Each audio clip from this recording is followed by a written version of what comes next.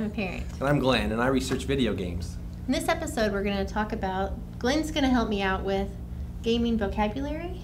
Yeah, you were talking this morning about some words that your kids were using. They were playing games, and it meant nothing to me.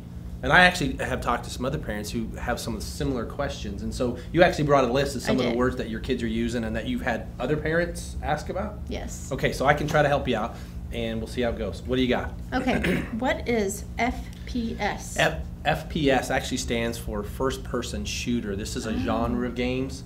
And first-person shooter, you think of first person, literally the camera in the game is looking through your eyes, the main character. So as you move through the game, you see what your character sees from their perspective, first-person shooter. Okay. And a lot of these games really did start out as first-person shooters. But so like James Bond, I used to play. Yeah, that was a first-person perspective. A couple weeks ago, we looked at Nancy Drew. Okay. Remember that game? We were walking around. That I would consider that a first-person shooter game, even though we're obviously not shooting anybody.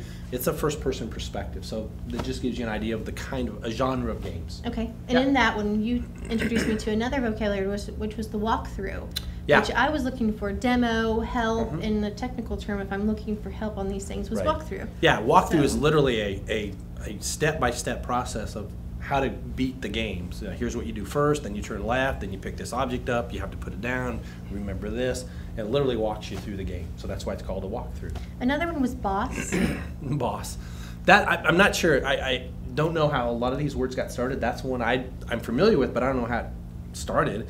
But a boss is, in games that have different levels, at the end of every level, there's a boss that you have to beat, an enemy that is more powerful than all the other things that you've been trying to conquer. To get to the next level, you have to beat the boss. The boss is in charge of that level. I guess that's maybe how it started, but a boss is, you'll hear your kids maybe say, man, that boss is just really, I just can't get past the boss on level 5. You know what it reminds me of? It makes me think of Sonic the Hedgehog, where to beat that level, you had to beat the boss. That's the boss. The thing at the end of the level is the boss. And in some games, you actually have, people call them different things, but a super boss or the big boss or the main boss or whatever. But at the end of some games, you literally have a huge thing that you have to conquer. That's also could be called a boss. What is this backwards compatibility? That's a good one because when you go out and buy games, for example, you might have a PlayStation 2. My son still has a PlayStation 2. We haven't broke down and got the very expensive PlayStation 3. Well, if you don't have HD, it doesn't do a whole lot of good. So we have a PlayStation 2, and the question is, if I buy a game, is it backwards compatible? Will it play on older consoles? Oh, okay. So I buy this game, it says it's backwards compatible to a PlayStation 2 or a PlayStation. Original PlayStation, right. So it might save you money.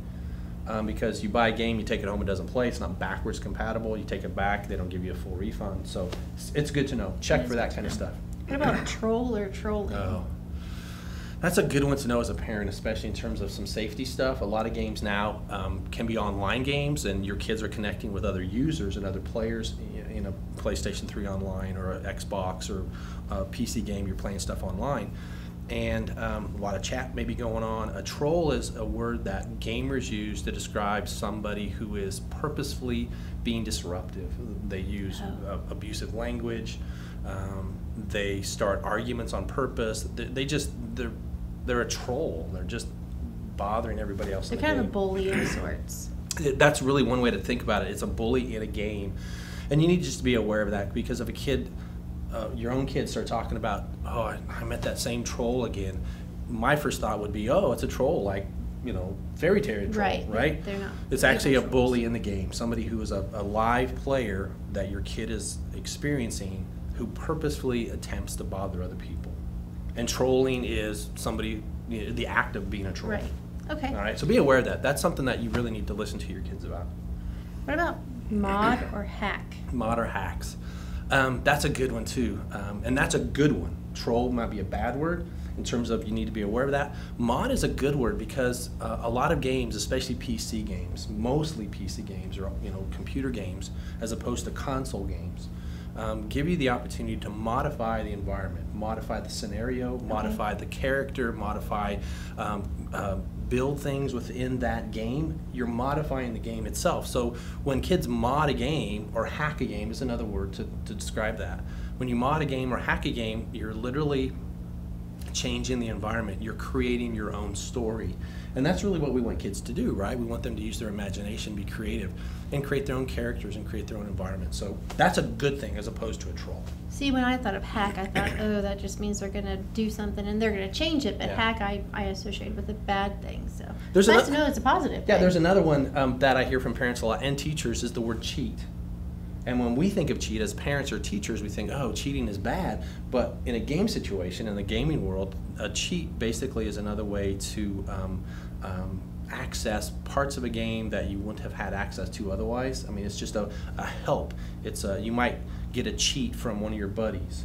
Okay. How do I get past the boss on level 5? And he's going to give you some suggestions about what you can do to get past that boss.